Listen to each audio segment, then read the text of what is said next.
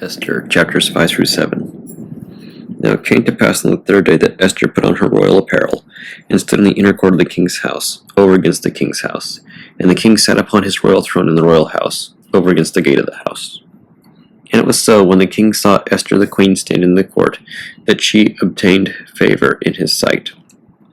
And the king held out to Esther the golden scepter that was in his hand.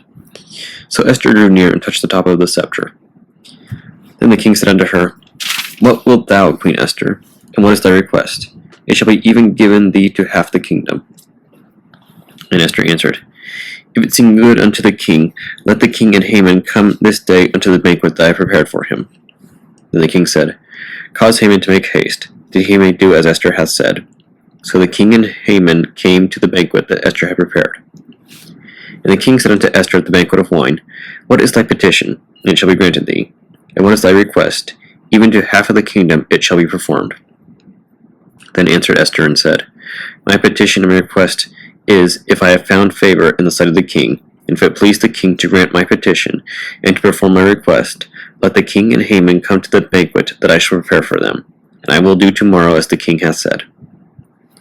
Then went Haman forth that day joyful and with a glad heart. But when Haman saw Mordecai in the king's gate, that he stood not up nor moved for him, he was full of indignation against Mordecai. Nevertheless, Haman refrained himself, and when he came home, he sent and called for his friends, and Zeresh his wife. And Haman told them of the glory of his riches, and the multitude of his children, and all the things wherein the king had promoted him, and how he had advanced him above the princes and servants of the king.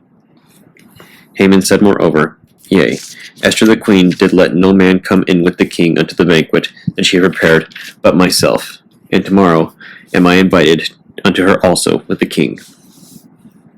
Yet all this availeth me nothing, so long as I see Mordecai the Jew sitting at the king's gate.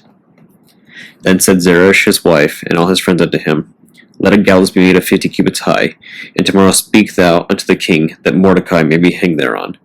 Then go thou in merrily with the king unto the banquet. The thing pleased Haman, and caused the gallows to be made.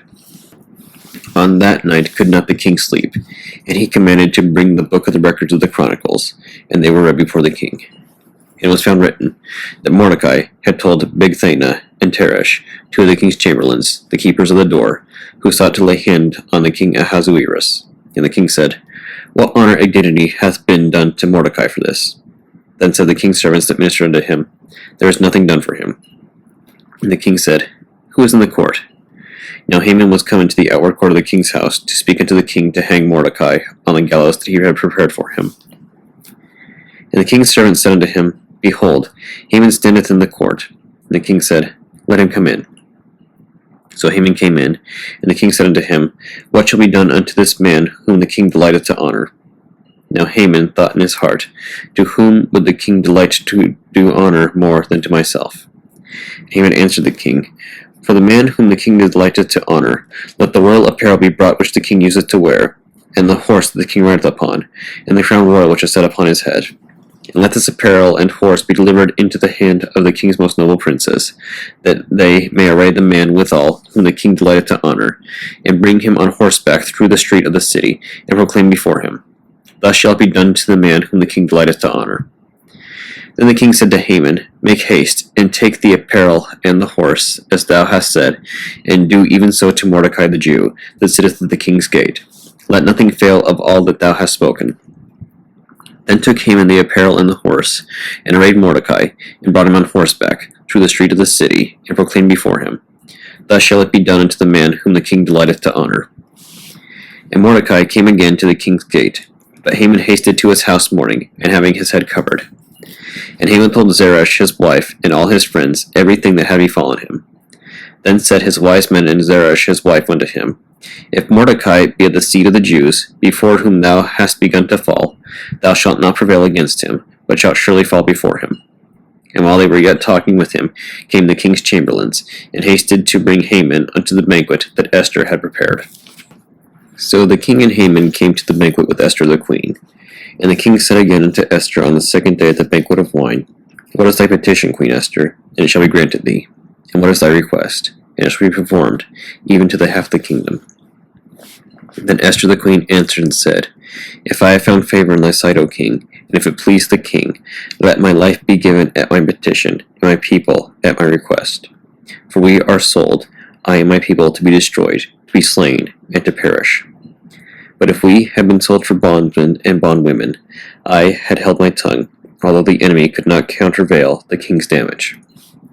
Then the king Ahasuerus answered and said unto Queen Esther, Who is he, and where is he, that durst presume in his heart to do so?